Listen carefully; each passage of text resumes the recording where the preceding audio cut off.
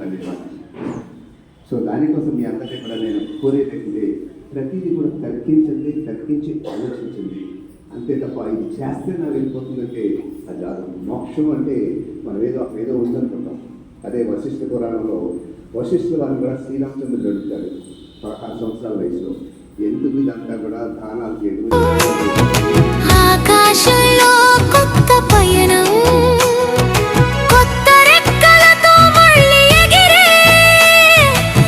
అంటే పాతాళలోకానికి భూలోకానికి ఉండేది. అంటే సముద్రంలోకి వెళ్ళడం, భూలోకంలోకి వెళ్ళడం ఇట్లాగంటే అనేక అవతారాలు ఎత్తి అక్కడ 4 పాదాలు ప్రదక్షిణకి అంత దూరం ఉండేది. కృతయుగం వచ్చేదానికి, త్రేతాయుగం వచ్చేదానికి 3 పాదాలు వచ్చేదానికి ఆ మధ్య దూరం.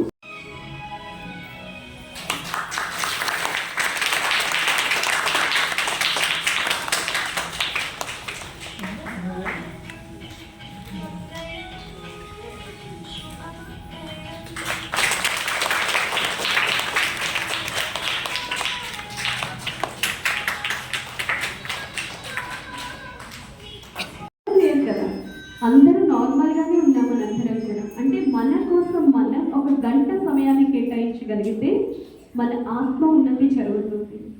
రెండవది, మీ కుటుంబంలో ఎటువంటి గొడవలు, ఎటువంటి అశాంతి లేకుండా సంతోషకరమైన వాతావరణాన్ని ఇంట్లో ఏర్పాటు చేయడానికి ఇది ఒక రకమైనటువంటి ప్లాట్ఫామ్ అన్నమాట. ఇది భగవంతుడే